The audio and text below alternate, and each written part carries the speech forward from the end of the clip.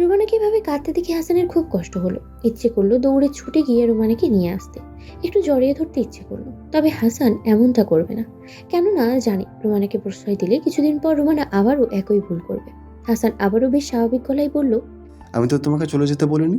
আমার তোমাকে আনতে যাওয়ার কথাও ছিল না। রুমানা তাড়াহুড়ো করে বলল, আমি চলে আসছি। প্রয়োজন নেই। আমি তোমাকে বলেছিলাম বাড়ি ছেড়ে চলে আসার সময় যে তুমি যদি আজ চলে যাও, তোমাকে আবার গ্রহণ করবো কি না ফেরার পর সেটা আমার সিদ্ধান্ত হবে। রুমানা বিস্ময় ভরা কণ্ঠে বলল, তুমি আমাকে গ্রহণ করবে না? না, আমি তোমাকে ভালোবেসে গ্রহণ করব। দুদিন পর তুমি আবার আমাকে ছেড়ে চলে যাবে, কেননা তোমার কাছে আমার থেকে বেশি গুরুত্বপূর্ণ সম্পত্তির টাকার। তুমি আমায় ভালোবাসো না রোমানা, আর যে আমাকে ভালোবাসে না তাকে নিজের জীবনে রাখার কোনো মানে হয় কি? রুমানা ডুকরে কেঁদে উঠে বলল, এমন করে বলো না হাসান, আমি থাকতে পারবো না এখানে সারা জীবন। এরা তো আমাকে 2 মাসই রাখছে না। আমি খুব ভালো করে বুঝতে পারছি তোমাকে ছাড়া কারো কাছে আমার দরদ নেই, কদর নেই। আমার কি কষ্ট হয়নি 2 মাস তোমাকে ছাড়া থাকতে? হাসান তার ছেলের গলায় বলল, তোমার কষ্ট হয়েছে কথাটা শুনতে হাস্যকর লাগছে। তোমার এতটাই কষ্ট হয়েছে যে তুমি কোনো প্রকার যোগাযোগ করলে না, আর আজ তোমার দেয়ালে পিঠ থেকে গেছে জন্য আমার কথা মনে পড়েছে। হ্যাঁ, ঠিক বলেছ। আমার দেওয়ালে পিঠ থেকে গেছে, আর সেই জন্য আমি নিজের ভুলটা বুঝতে পেরেছি। মানুষ মাত্রই তো ভুল হয় বলো। আমি ভুল করেছি, তার জন্য তো ক্ষমা চাইছি। সব ভুলের ক্ষমা হয় না রোমানা। তোমার প্রতি আমার যে ভালোবাসাটা ছিল সেটাও নষ্ট হয়ে গেছে। এই সংসার আর জোড়া লাগবে না। বাধ্যবাধকতার সংসার করাটা সম্ভব না আমার পক্ষে। নিজেকে সামলাও, রাখছি। কথাটা বলে এবার হাসান সত্যি ফোনটা রেখে দিল। রুমানার নিজেকে এতটা অসহায় কখনো লাগেনি। আজ বুঝতে পারছে রুমানা ঠিক কত বড় অন্যায় করেছে। তবে রুমানা হাসানকে হারাতে পারবে না। হাসান যে রুমানার জীবনের সবচেয়ে বড় প্রাপ্তি। যে মানুষটা নিঃস্বার্থভাবে রুমানাকে এতটা ভালোবেসে গেছে, রুমানা পাষাণের মতো সেই মানুষটার ভালোবাসাকে খুব সস্তা ভেবেই নিয়েছিল। আর সেই জন্যই এতটা কষ্ট হচ্ছে আজ নিজে। চোখের জল মুছে এবারে হিমেলকে কল করলো। হিমেল একবারই কলটা রিসিভ করলো, সালাম দিয়ে বলল, হঠাৎ আমাকে মনে পড়লো কেন এতদিন পর ভাবি? রুমানা এবারও ক্রন্দনরত গলায় বলল, আমি ফিরে যেতে চাই হিমেল, আমার সংসারে। কিন্তু হাসান বলছে ও নাকি আমাকে আর গ্রহণ করবে না। প্লিজ তুমি বোঝাও না ওকে। ভাইয়া নিজ মুখে বলেছে আপনাকে এই কথা? কখনো কথা হয়েছে? তোমার সাথে কথা বলার আগে তোমার ভাইকে ফোন করেছিলাম। ও আমাকে মুখের উপর বলে দিয়েছে আমায় আর গ্রহণ করবে না। তুমি প্লিজ কিছু করো হিমেল। রুমানাকে এভাবে কাঁদতে দেখে হিমেলের একটু খারাপ লাগলো। মুখ ফিরিয়ে নিতে পারলো না। ওকে আশ্বস্ত করে বলল, আচ্ছা ঠিক আছে, কাঁদবেন না, আমি কথা বলে দেখছি ভাইয়ের সাথে। রুমানা একটু অবাকই হলো হিমেলের কথা শুনে। ও ভেবেছিল যে হিমেল সাহায্য করবে ঠিকই, তবে তার আগে অবশ্যই কথা শোনাবে, খোঁচাবে তো অবশ্যই। তবে তেমন কিছুই হলো না। একবারই রাজি হয়ে গেল হিমেল। রুমানা বিস্ময় ভরা কণ্ঠে হিমেলকে বলল, প্রতিশোধ নিবে না হিমেল? তোমাদেরকে যে অপমান করেছিলাম তার প্রতিশোধ নিবে না? আমি অন্তত ভেবেছিলাম তুমি নিবে। তুমি তো আমাকে খোঁচানোর একটা সুযোগও হাতছাড়া করো না। ফোনের অপর পাশ থেকে হিমেল আলতো হেসে বলল, আপনাকে আমি সহ্য করতে পারি না ঠিকই, তবে সেটা আপনার খোঁজানোর স্বভাবের জন্যই। আর সেজন্য মাঝে মাঝে আমিও আপনাকে খোঁচাই। তবে আজ আপনার এই বিপদের দিনে যদি আমিও আপনাকে আবার খোঁচাই, তবে পার্থক্য কি থাকলো? আপনি ভরসা করে সাহায্য চাইতে এসছেন যখন, নিরাশ করবো না। আমার পক্ষে যতটুকু সম্ভব সাহায্য করার চেষ্টা করব। তোমাদের তো কম অপমান করিনি। বিশেষ করে তোমাকে একটুও কি ক্ষোভ জমা নেই আমার জন্য মনে? খুব না ভাবি, আফসোস জমা আছে। যতই হোক আপনি আমার পরিবারের মাঝে এত ঝগড়া ঝামেলা আমার ভাল লাগে না। তবে আফসোস একটাই, আপনি কখনো আমাদেরকে নিজের পরিবার ভাবতে পারলেন না। যাই হোক, আপনার উপর অযথা জোর চালিয়ে লাভ নেই। আমি ভাইয়ের সাথে কথা বলে দেখব, তবে রাজি করাতে পারবো কিনা সেই বিষয়ে কথা দিতে পারছি না। রুমানা অনুনয়ের স্বরে বলল, তুমি বললে হাসান শুনবে হিমেল। প্লিজ ওকে রাজি করাও। তাই নাকি? আমি বললে ভাইয়া শুনবে? বিয়ের পর থেকে তো ভাইয়া আমার কথা শোনা ছেড়ে দিয়েছে। রুমানা অপরাধী গলায় বলল, বুঝতে পারছি তো আমি ভুল করেছি। এই না বলে খোঁচাবে না, আবার খোঁচাচ্ছ কেন? মনে হচ্ছিল আমার খোঁচানো মিস করছিলেন আপনি, তাই খোঁচাচ্ছিলাম। আচ্ছা সে যাই হোক, বললাম তো কথা দিতে পারছি না, কারণ ভাইয়া বেঁকে গেছে। সোজা থাকতে আসতে বলেছিলাম, তখন তো আসলেন না। সে বাঁকালেন তো ছাড়লেন। রাখছে। হিমেল ফোনটা রেখে দিল। রুমানার কেন জানি এবার আরো বেশি কান্না পাচ্ছে। একে তো হাসানের করা খারাপ ব্যবহার, তার উপরে নিজের ভুলটা অনুধাবন করতে পারে। রুমানা বুঝতে পারল যাদের খুব পর ভেবে দূরে ঠেলে দিয়েছিল তারা সবসময় রুমানাকে নিজেরই ভেবেছে, আর যাদেরকে নিজের ভেবে কাছে টেনে নিয়েছিল তারা বরাবরই রুমানার পরই ছিল। তবে আপনার পরের সমীকরণটা মেলাতে রুমানার অনেকটা সময় লেগেছে, বোধহয় দেরিই করে ফেলল। দিনটা শুক্রবার। রান্নাবান্না শেষ করে নয়নতারা গেল গোসল করতে। একটু পরে হিমেল আর হাসান মসজিদ থেকে ফিরতেই খেতে দিতে হবে। গোসল থেকে বের হয়ে গামছাটা বারান্দার রিলের সাথে মেলে দিয়ে নয়নতারা আয়নার সামনে এলো চুল আঁচড়ানোর জন্য। ততক্ষণে হিমেলও চলে এলো। হিমেল এসে সোজা বিছানার উপরে বসলো। আয়নার সামনে দাঁড়ালে বিছানার বেশ ভালোভাবেই দেখা যায়। ফলস্বরূপ আয়নার ভেতরে নয়নতারা হিমেলকেই দেখতে পেল। কি সুন্দর লাগছে মানুষটাকে দেখতে। ধবধবে সাদা পাঞ্জাবি, মাথায় সাদা টুপি, ধবধবে ফর্সা করে গালে খোঁচা খোঁচা দাড়ি। নয়নতারা সব থেকে পছন্দ হিমেলের হাসিটা। এত মিষ্টি করে হাসে মানুষটা, যা দেখে বারবারই নয়নতারা হিমেলের প্রেমে পড়ে যায়। নয়নতারা আয়নার মধ্যেই হিমেলের দিকে হা হয়ে তাকিয়ে আছে, সেটা হিমেলের আর বুঝতে বাকি রইল না। ভ্রু উচালো, নয়নতারার ধ্যান ভাঙল, একটু কোথায় লজ্জাও পেল, মাথাটা নামিয়ে নিল। আমাকে খুব সুন্দর লাগছে দেখতে, তাই না তারা? সেজন্য তুমি আমার দিকে তাকিয়েছিল ওভাবে। নয়নতারা মিনমিনে গলায় বলল। তুমি তো সুন্দরী, সব সময়ই সুন্দর লাগে। হিমেল আহ্লাদি গলায় বলল। তোমার মুখ থেকে শোনার পর আজ মনে হলো যে না, সত্যি আমি সুন্দর। এতদিনে সবাই মিথ্যে মিথ্যে প্রশংসা করেনি, তবে তুমি আমার থেকে অনেক বেশি সুন্দর। হিমেলের কথায় নয়নতারা বিরোধিতা জানিয়ে বলল। মোটেও না, আমি জানি আমি অসুন্দর, মিথ্যে বলো না। তুমি জানো না আমি মিথ্যা বলি না। আমি জানি তুমি মিথ্যে বলো না, কিন্তু তারপরও আমি এটাও জানি যে আমি সুন্দর না। হিমেল এবার নয়নতারাকে নিজের কাছে ডাকলো। এদিকে এসো। নয়নতারা এগিয়ে গিয়ে হিমেলের পাশে বসলো। হিমেল নয়নতারার কাঁধে মাথাটা এলিয়ে দিয়ে বলল। আমি সত্যিই জানি না তারা, বাকিরা তোমায় কেন সুন্দর বলে না। তারা কি বুঝতে পারো না আমার তারার চোখ দুটোই তাদেরকে হারানোর জন্য যথেষ্ট। তবে বিশ্বাস করো, আমার দৃষ্টিতে তোমাকে কখনোই কুৎসিত মনে হয়নি। যে প্রথম দিন থেকে আমি তোমার মাঝে এমন অনেক কারণ খুঁজে পেয়েছি যার জন্য তোমাকে ভালো লাগা যায়। বিশেষ করো, তুমি যদি একবার আমার চোখ দিয়ে নিজেকে দেখতে পারতে তবে বুঝতে তুমি কতটা সুন্দর। আচ্ছা, মেনে নিলাম। তবে জানো তো হিমেল, তুমি যতটা সুন্দর সেই হিসেবে তোমার ঠোঁট দুটো অত সুন্দর না। তোমার ঠোঁট দুটো গোলাপি হওয়ার কথা ছিল, তবে সেগুলো একটু কালচে। এর কারণটা কি? মুহূর্তের মাঝে হিমেল এক হাসি হাসি মুখটা কেমন যেন চুপসে গেল, ঘাবড়ে গেল বলা যায়। একটা শুষ্ক ঢোক গিলে আমতা আমতা করে বলল। হ্যাঁ, আসলে আমারও মনে হয় আমার ঠোঁট দুটো আরেকটু সুন্দর হওয়া উচিত ছিল, তবে আসলে হয়নি। সেটাই তো বলছি, কেন এমন হলো? তুমি তো নিজের প্রতি অযত্ন করার মানুষ না। হিমেল মাথার টুপিটা পাশে খুলে রাখলো। বুঝতে পারলো এখন নয়নতারা টুকটাক কিছু মিথ্যে বলা লাগতে পারে, তাই টুপিটা পরে মিথ্যে বলতে সায় দিল না মন। এদিকে হিমেলের থেকে কোনো জবাব না পেয়ে নয়নতারা আবারও জিজ্ঞেস করলো। কি হলো বলো? হিমেল আবার আমতা আমতা করে বলল। অনেকগুলো বছর তুমি আমার ঠোঁটে চুমু খাওয়ানি তো, সেজন্য তোমার অভাবে ঠোঁটটা কালচে হয়ে গেছে। নয়নতারা মৃদু বিরক্তিকর গলায় বলল। এটা কোনো কারণ হলো? মজা করছো তুমি আমার সাথে? হিমেল দাঁত বের করে হেসে বলল। না না, মজা করবো কেন? তবে আমি এখন মজা করার মতো মন মানসিকতায় নেই। নয়নতারা সন্দেহী গলায় বলল। কিছু লুকাচ্ছ তুমি আমার কাছ থেকে? এমন ঘাবড়ে আছো কেন? ঘামছো যেন একটু। কি হয়েছে বলো আমায়। হিমেল বুঝতে পারলো এবারে যদি মিথ্যে না বলে তবে নয়নতারার কাছে ধরা পড়বে।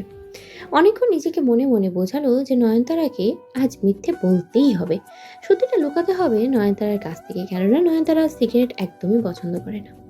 আর যদি আজ হঠাৎ করে জেনে যায় যে হিমেলের সিগারেট খাওয়ার অভ্যেসটা আছে, তবে যেমন রাগ করতে পারে ঠিক তেমনই কষ্টও পেতে পারে। হয়তো ভাববে হিমেল এতদিন মিথ্যে বলেছে, ঠকিয়েছে। তবে নিজেকে এত করে বোঝানোর পরেও কেন যেন মিথ্যে বলতে পারলো না।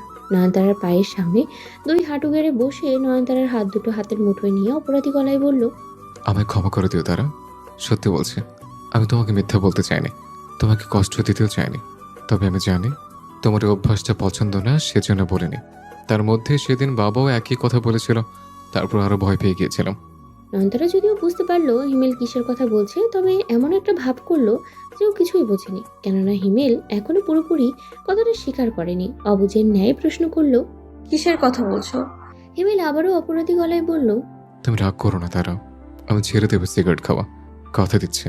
আজ থেকে একটু একটু করে কমাতে কমাতে একেবারে কমিয়ে ফেলবো। আমি আর খাবো না, তোমার পছন্দ না এমন কোনো কাজ আমি করবো না। তবে তাও তুমি রাগ করো না, আর এতদিন লুকিয়েছি জন্য কষ্ট পেও না, কেমন? হিমেলের স্বীকারোক্তি শুনে নয়নতারা এবারে আলতো হাসলো। নয়নতারাকে হাসতে দেখে হিমেল একটু ভরকালো। ভেবেছিল এখন নয়নতারা রেগে যাবে কিংবা কষ্ট পাবে, তবে এখানে তো উল্টো হয়ে গেল। নয়নতারা হাসছে, প্রশ্নাত্মক গলায় জিজ্ঞেস করলো, হাসছো কেন? বেশি কষ্ট পেয়েছো কি? নয়নতারা দুদিকে মাথা নাড়িয়ে বলল, মোটেই না। কিন্তু আমার যে মনে হচ্ছে তুমি কষ্ট পেয়েছো। আমি তোমার মিথ্যে বলতে চাইনি কখনো। আসলে ভয় পেয়ে গেছিলাম। ভেবেছিলাম তুমি যদি রেগে যাও, আর আমার তো এটা ছাড়তে অনেক কষ্ট হবে। অনেকদিন থেকে চেষ্টা করছি সিগারেট ছাড়ার, তবে ছাড়তে পারছি না। ভেবেছিলাম তুমি জানলে হয়তো সংসারে একটা অশান্তি তৈরি হবে, ওটা আমার ভালো লাগবে না। তুমি তো আমায় মিথ্যে বলনি, আর আমি তো জানতাম এই কথাটা। হিমেল বিস্ময় ভরা কণ্ঠে বলল। তুমি জানতে মানে? নয়নতারা আলতো হেসে বলল, সংসারে একে অপরের থেকে কোনো কথা লুকানো খুব কঠিন হিমেল। বলনি কেন আমায়?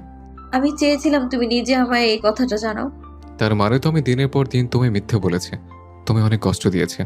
নয়নতারা দুই দিকে মাথা নাড়িয়ে বলল, মোটেই না। কখনো কি আমাদের মাঝে এ ধরনের কোনো কথা হয়েছে যে তুমি সিগারেট খাও কিনা? আমি কি কখনো তোমায় এই ধরনের কোনো প্রশ্ন করেছি? হিমেল দুই দিকে মাথা নাড়িয়ে বলল। না তো। নয়নতারা আলতো হেসে বলল, তুমি মিথ্যে বলার কথা উঠছে কেন? না, আমি কখনো তোমাকে জিজ্ঞেস করেছি তুমি সিগারেট খাও কিনা, আর না কখনো তুমি আমায় মিথ্যে বলেছো যে খাও কিনা বা খাও না। তবে তো এখানে মিথ্যে বলার কিছুই নেই। যে কথাটি কখনো আমাদের মাঝে ওঠেইনি সেটা নিয়ে মিথ্যে বলা হলো কি করে বলো? হিমেল এক হাতে মাথা চুলকে বলল, তার মানে আমি মিথ্যে বলিনি তোমায়? না, তুমি মিথ্যে বলনি। আমি জানি তুমি আমায় মিথ্যে বলতেই পারো না। তবে হ্যাঁ, কথাটা লুকিয়েছো ঠিকই, তবে ঠিক আছে, ক্ষমা করে দিলাম। আমি যেন কষ্ট না পাই, আমাদের সংসারে যেন কোনো অশান্তি না হয়, সেটা ভেবেই তো তুমি কথাটা লুকিয়েছো, ঠিক আছে? হিমেল বিস্ময় ভরা কণ্ঠে বলল। তুমি রাগ করলে না? নয়নতারা দুই দিকে মাথা নাড়িয়ে বলল, রাগ করলাম না। তোমার উপর রাগ করা যায় না হিমেল। আর এমনিতেই আমার রাগ করার তেমন একটা স্বভাবও নেই। যে মানুষটা আমাকে এত কিছু দিয়েছে তার এই ছোট্ট ভালো লাগাটা আমি তার কাছ থেকে জোর করে কেড়ে নিব না। তবে একটা অনুরোধ করব, শুধু করব। হিমেল মুখ কাচুমাচু করে বলল, জানি কি বলবে। আমি একেবারে হয়তো ছাড়তে পারবো না, তবে চেষ্টা করব। হ্যাঁ, এটাই বলতে চাইছিলাম। আমি তোমাকে জোর করতে চাইনি এ বিষয়ে হিমেল। তবে আমি শুধু বলবো, নিজের ভালোর জন্য হলেও এটা ছেড়ে দাও। তুমি তো শিক্ষিত একজন মানুষ, তুমি জানো এটা কতটা ক্ষতিকর। তোমাকে তো অনেকদিন বাঁচতে হবে, আমার সাথে সংসার করার জন্য বাঁচতে হবে, আমার খেয়াল রাখার জন্য বাঁচতে হবে, আমাকে ভালোবাসার জন্য বাঁচতে হবে, তাই না? হিমেল আলতো হেসে বলল। হ্যাঁ, সে সাথে পরিবারের নতুন কাউকে আনার জন্য বাঁচতে হবে। হিমেল ভেবেছিল ওর এই কথার প্রেক্ষিতে বরাবরের মতো নয়নতারা আজকেও লজ্জা পেয়ে মাথা নামিয়ে নেবে, তবে তেমনটা হলো না। বরং নয়নতারা হিমেলের থেকেও বেশি উৎসাহী গলায় বলল, হ্যাঁ, ঠিক বলেছ। আমারও আবার এবার মনে হয় নতুন কাউকে আনতে হবে। নয়নতারার কথা শুনে হিমেল প্রচন্ড অবাক হলো, তবে সেই সাথে ভালোও লাগলো। যাক, এই কয় মাসে সম্পর্কটার অনেক উন্নতি হয়েছে। ধীরে ধীরে নয়নতারা লজ্জা জড়তা সব কেটে যাচ্ছে। হিমেল উঠে দাঁড়িয়ে আবার নয়নতারার পাশে বসে ওর কাঁধে মাথাটা এলিয়ে দিয়ে বলল, তবে আর কি, দুজনে যখন সম্মতি আছে তবে রাতের অপেক্ষা করো। হাসানকে অনেক বুঝিয়েছে হিমেল। রোমানা কল করার পর 2 দিন যাবৎ শুধু বুঝিয়েই গেছে তো বুঝিয়েই গেছে, কিন্তু কোনো লাভ হয়নি। হিমেল বুঝিয়ে গেছে আর হাসান সমানে আপত্তি করে গেছে। এক পর্যায়ে হিমেল নিজেই বিরক্ত হয়ে গেছে। সেই সাথে এটাও বুঝতে পেরেছে যে এখন হাসানের মনে একটা জেদ চেপে গেছে, কোনো মতেই রোমানাকে আনতে যাবে না। আর এই জেদগুলো বড্ড ভয়ঙ্কর। এই জেদের কারণেই না জানি কত সংসার ভেঙে যায়। তবে হিমেলের বরাবরই এসব সংসার ভাঙা অপছন্দ, তাই সে নিজেই সিদ্ধান্ত মোতাবেকই চলল। নয়নতারা বাদে আর কাউকে কিছু জানালো না। সকালে অফিস যাওয়ার আগে সোজা গেল রোমানার বাড়িতে। হিমেলকে রোমানার বাড়িতে আসতে সেটা রোমানা নিজেও জানে না। দরজাটা খুললো রোমানার ভাবি। হিমেলকে চেনে, হিমেলকে দেখলেই মুখ বাঁকালো। হিমেলকে ভেতরে আসতে বলল না, সরাসরি রোমানার নাম ধরে ডাকলো। রোমানা এসে হিমেলকে দেখতেই অবাক হলো। রোমানার ভাবি রোমানাকে উদ্দেশ্য করে বলল, নাও, এবারে যদি আমাদের ঘাট থেকে নামো, তুমি দয়া করে আর দেবরের সাথে আজে বাজে কোনো ব্যবহার করে একেবারে এখানে থেকে যাওয়ার ব্যবস্থা করো না। নিতে এসেছে, চুপচাপ চলে যাও। কয়েক সেকেন্ডের মাঝেই হিমেল বুঝে গেল রোমানা এখানে ঠিক কোন পরিস্থিতির মাঝে আছে। তবে রোমানা খুব বেশি পাত্তা দিল না, বরং মৃদু রাগী গলাতেই ওর ভাবিকে উদ্দেশ্য করে বলল, জানি ভাবি এসব কথা নতুন করে আর বলতে হবে না। তবে হিমেল যে এসেছে, আগে তো ওকে ভিতর আসতে বলবে, তারপর তো আমাকে ডাকতে পারতে নাকি? তোমার দেবরের প্রতি আমার ভালোবাসা উতলে পড়ছে না যে ওকে ভেতরে এনে সোফায় বসাতে হবে। আমারও তো দায় নেই। তোমার যদি ইচ্ছে করে তবে আনো, আমাকে বিরক্ত করো না, ঘরে যাচ্ছি। কথাটা বলে রুমানার ভাবি সত্যি সত্যি নিজের ঘরে চলে গেল। হিমেল যেন রুমানার ভাবির মাঝে রুমানার প্রতিচ্ছবি দেখতে পেল। ওদের বাড়িতে দিপা এলে ওর সাথে এই ব্যবহারই করতো রুমানা। এগিয়ে বোধহয় বলে প্রকৃতির প্রতিশোধ। তবে ওই বাড়ির লোকেদেরকে রুমানা যতটা খারাপ পরিস্থিতির মাঝে রেখেছিল, এখন বোধহয় রুমানা তার থেকেও বেশি খারাপ পরিস্থিতির মাঝে আছে। রুমানার ভাবি চলে যেতেই রুমানা জোরপূর্বক মুখে হাসি ফুটিয়ে তুলে হিমেলকে উদ্দেশ্য করে বলল, ভিতরে এসো হিমেল। হিমেল এলো ভিতরে। রুমানা ওকে সোফায় বসিয়ে বলল, তুমি বসো, তোমার জন্য একটু কফি বানিয়ে আনি। হিমেল ওকে বাধা দিয়ে বলল, না ভাবি, তার প্রয়োজন নেই। ঘরে ঢোকার আগেই পেট ভরে গেছে। আপনি বসুন, আপনার সাথে কিছু দরকারি কথা আছে। রুমানা আর কোনো কথা বাড়ালো না। হিমেলের পাশে সোফায় বসে বলল, হ্যাঁ বলো, কি বলবে? হিমেল বলল, আমি ভাইয়াকে অনেক বোঝানোর চেষ্টা করেছি, তবে লাভ হয়নি। আপনি যেমন জেদি, আপনার স্বামীও তেমন জেদি। বরং এবারে ভাইয়ার জেদটাই বেড়ে গেছে।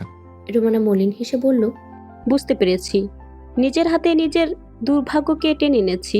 হিমেল রুমানাকে কথার মাঝপথে থামিয়ে দিয়ে বলল, দাঁড়ান, আগে এত দুর্ভাগ্যের কথা আনতে হবে না। আমি যা বলছি সেটা শুনুন। এখন দূরে আছেন জন্য ভাই এত বেশি রেগে আছে। কাছে গেলে আর এত রেগে থাকতে পারবে না। বিকেলে বাড়ি চলে যাবেন। রুমানা আবারও মলিন হেসে বলল, তার আর দরকার নেই। তোমার ভাই তো আর আমার চায় না। গিয়ে কি করব বলো? সেই তো অপমান করে তাড়িয়ে দিবে। হিমেল মৃদু বিরক্তিকর গলায় বলল, আজে বাজে কথা বাদ দিয়ে যা বললাম সেটাই করুন। বলছি তো, দূরে আছেন জন্য রাগ করে আছেন। কাছে গেলে রেগে থাকতে পারবেন না। তবে বেশি রাগারাগি করলে ঘরে তুলে জড়িয়ে ধরবেন, ঠিক হয়ে যাবে। রুমানা ভ্রুকুচকে বলল, তুমি কিভাবে বুঝলে এটা করলে ঠিক হয়ে যাবে? তার কারণ আমি রেগে থাকলে আমার বউ এসে আমায় একবার জড়িয়ে ধরলেই আমি ঠান্ডা হয়ে যাব। তাই এসব আপনি বুঝবেন না। আপনি তো মেয়ে মানুষ, আপনি মেয়ে মানুষের কাজ ভালো বুঝবেন। আমি ছেলে মানুষ, ছেলেদের কাজ ভালো বুঝবো। তবে যাওয়ার আগে আমার আপনাকে কিছু বলার আছে। রুমানা ভ্রুকুচকে বলল, কি? হিমেল এবারে বেশ গুরুতর ভঙ্গিতে বলল, আপনি কি সত্যিই নিজের ভুলটা বুঝতে পেরে ভালো হয়ে গেছেন, নাকি ঠেলায় পড়ে চুপ হয়ে গেছেন? কোনটা ঠিক? রুমানা মলিন হেসে বলল, ঠেলায় পড়ে নিজের ভুলটা বুঝতে পেরেছি হিমেল। আসলে যাদেরকে নিয়ে গর্ব করতাম তারা আমার সেই গর্ব ভেঙে চুরমার করে দিয়েছে। দেখুন ভাবি, একটা কথা আপনাকে পরিষ্কারভাবে জানিয়ে দিই। এই একবারে কিন্তু আপনি আমার থেকে সাহায্য পাবেন। পরের বার এমন ভুল করলে কিন্তু আমাকে আর পাবেন না। বারবার আমার ভাইকে এত কষ্ট পেতে দেখতে পারবো না। তাই বলছে, এখনো সময় আছে, ভালো হয়ে যান। রুমানা অসহায় গলায় বলল, হাসান ছাড়া এখন আমার কাছে কিচ্ছু নেই। আমি তোমাকে বোঝাতে পারবো না হিমেল, আমি কতটা অসহায়। হাসানের ভালোবাসা মনে করিয়ে প্রতি মুহূর্তে আমি অপরাধবোধে ভুগছি। বিশ্বাস করো হিমেল, আমি আমার ভুলটা খুব ভালোভাবে বুঝতে পেরেছি। হিমেল বসা থেকে উঠে দাঁড়িয়ে বলল, ঠিক আছে, বিকেলে বাড়ি চলে যাবেন। আমাকে অফিস যেতে হবে। হিমেল চলে যেতে ধরলে এক ভদ্রলোক এসে হিমেলের সামনে দাঁড়ালো। উনি রুমানার বাবা। ভদ্রলোক ভ্রুকুচকে হিমেলকে বলল, হঠাৎ তুমি? রুমানা তাড়াহুড়ো গলায় বলল, হিমেল আমাকে ফিরিয়ে যাওয়ার কথা বলতে এসেছে বাবা। ভদ্রলোক হিমেলের দিকে তাকাতেই হিমেল সালাম দিল। সালামের জবাব দিয়ে তিনি গম্ভীর গলায় বললেন, তোমার ভাই কোথায়? হাসান আসেনি? হিমেল বেশ স্বাভাবিক গলায় বলল, না, আসেন। তোমাকে আনার জন্য পাঠিয়েছে। না, আমাকেও পাঠায়নি, আমি নিজ থেকে এসছে। আপনার কি কোনো অসুবিধা হচ্ছে? অসুবিধা তো অবশ্যই আছে। বাড়ির বউকে তো এভাবে তোমরা যখন তখন অপমান করে বাড়ি থেকে বের করে দিতে পারো না। আমরা বের করে দিইনি আপনার মেয়েকে। উনি নিজেই বাপের বাড়ি গরম দেখিয়ে বেরিয়ে এসছে। বেরিয়ে এসেছো না, তোমরা বাধ্য করেছো। তোমাদের জন্য তো বারবার আমরা বিপদে পড়তে পারবো না, তাই না? হিমেল নিজের রাগটা সংযত করে বলল, দেখুন আঙ্কেল, প্রথমত আপনার মেয়েকে কেউ অপমান করে বের করে দেয়নি। উনি নিজের ইচ্ছেতে বাড়ি থেকে বের হয়ে এসছেন। আর দ্বিতীয়ত, ওনার আপনাকে নিয়ে খুব আত্মবিশ্বাস ছিল যে আপনি সারা জীবন ওনাকে পালবেন। তবে এবার তো উনি বুঝতে পেরেছেন যে উনি আপনাদের বিপদের কারণ। সময় মতো যদি মেয়েকে একটু বোঝাতে পারতেন, তবেই বিপদে পড়তে হতো না। রুমানা নিজের বাবাকে উদ্দেশ্য করে বলল, থাক না বাবা এসব কথা, আমি বুঝতে পেরেছি কোনটা আমার আসল জায়গা হবে। চলে যাব আমি এখান থেকে, আর দোষ আমারই ছিল। হিমেল নিজেই রুমানাকে উদ্দেশ্য করে বলল, বুঝতে পেরেছেন, ভালো কথা। সারা জীবন যেন এই কথাটা মনে থাকে। একবারই সাহায্য করছি, পরের বার থেকে এমন কিছু হলে আর খুঁজেই পাবেন না আমায়। বারবার সুযোগ ইমেল দেয় না। আসছে, সময় মতন চলে যাবেন। হাসানের বাড়ি ফিরতে ফিরতে রাত 10টা মতো বাজলো। ঘরের সামনে আসতেই দেখলো ভেতরে লাইট জ্বলছে। প্রথমে একটু অবাক হয়েছিল, পরে ভাবলো হয়তো ওর মা এসে ঘর গুছিয়ে দিয়ে গেছে আর লাইট বন্ধ করতে ভুলে গেছে, তাই আর খুব বেশি মাথা ঘামালো না। ঘরে ঢুকতেই ভেতরে রুমানাকে দেখে চমকে উঠলো হাসান। মুখ দেখেনি, তবে পেছন থেকে দেখেই চিনতে পেরেছে রুমানা ঘর গুছাচ্ছে। হাসানের প্রথমে নিজের চোখ দুটোকে বিশ্বাস হলো না। ভাবলো ও ভুল দেখছে, সারাদিন তো রোমানাই ঘোরে মাথার ভেতরে, সেজন্যই হয়তো এমনটা হচ্ছে। তবে যদি ভুল দেখতো, এতক্ষণ তো থাকার কথা না। এখনো দেখে যাচ্ছে, নড়াচড়াও করছে। তুমি এখানে কি করছো? হাসানের অবিশ্বাস্য কণ্ঠটা রোমানার কানে যেতেই চট করে ঘুরে দাঁড়ালো। হাসানকে দেখতে একটু অস্বস্তি হলো, তবে এখন তো রোমানার অস্বস্তি হলে চলবে না। রোমানাকে তো দায়িত্ব নিয়ে সবটা ঠিক করতে হবে। রোমানা খেয়াল করলো অপ্রত্যাশিতভাবেই ওর চোখ দুটো জলে ভিজে উঠেছে। দরজায় দাঁড়ানো হাসানকে উদ্দেশ্য করে অপরাধী গলায় বলল, ভুল হয়ে গেছে হাসান, ক্ষমা করে দাও। ফিরে এসেছি আমি, আর ফিরিয়ে দিও না আমাকে। তুমিও যদি আমাকে ফিরিয়ে দাও, কোথায় যাব আমি বলো? আমি যে ভুলটা করেছিলাম, দয়া করে তুমি সেই একই ভুলটা করো না। হাসান কোনো উত্তরই দিতে পারল না। কি উত্তর দেবে বুঝে উঠতে পারছে না। একেই তো রোমানাকে হঠাৎ করে এখানে দেখে বিশ্বাসই হচ্ছে না, তার উপরে আবার রোমানার এভাবে ক্ষমা চাওয়া। হাসানকে চুপ করে থাকতে দেখে রোমানা নিজেই ওর দিকে এগিয়ে গেল। ছলছল দৃষ্টিতে হাসানের দিকে তাকিয়ে ক্রন্দনরত গলাতে বলল, আমি বুঝতে পেরেছি হাসান, আমি ভুল করেছিলাম। আমি ভুল করেছিলাম তোমাকে ছেড়ে গিয়ে। আমি তোমাকে অপমান করে ভুল করেছি, তোমার ভালোবাসাকে ছোট করে ভুল করেছি, কিন্তু নিজের ভুলটা বুঝতে পেরেছি। এবার আমাকে ক্ষমা করে দাও। হাসান এবারও কোনো উত্তর দিল না। রোমানা এবারে হাসানকে জড়িয়ে ধরতে চাইল, তবে হাসান ছিটকে দূরে সরে গেল। রোমানার সাথে কোনো কথাই বলল না আর চলে গেল সেখান থেকে, হিমেলের নাম ধরে চেঁচাতে চেঁচাতে। রোমানা বুঝতে পারলো হাসান এত সহজে মেনে নেবে না ওকে, কিংবা এমনও হতে পারে যে হয়তো রোমানা এত চেষ্টা করার পরও হাসান আর মেনেই নেবে না। মনে পড়ে গেল হিমেলের বলা কথাগুলো। বোধহয় সত্যিই দেরি করে ফেলেছে রোমানা। এখন বোধহয় এই সংসারে আর রোমানার কোনো জায়গা নেই। হাসানের কণ্ঠ হিমেলের কানে যেতেই ও বুঝতে আর বাকি রইল না ওকে কেন ডাকছে। সেই সাথে নিজেকে খুব ভালোভাবে প্রস্তুত করলো হাসানের সামনে দাঁড়ানোর জন্য।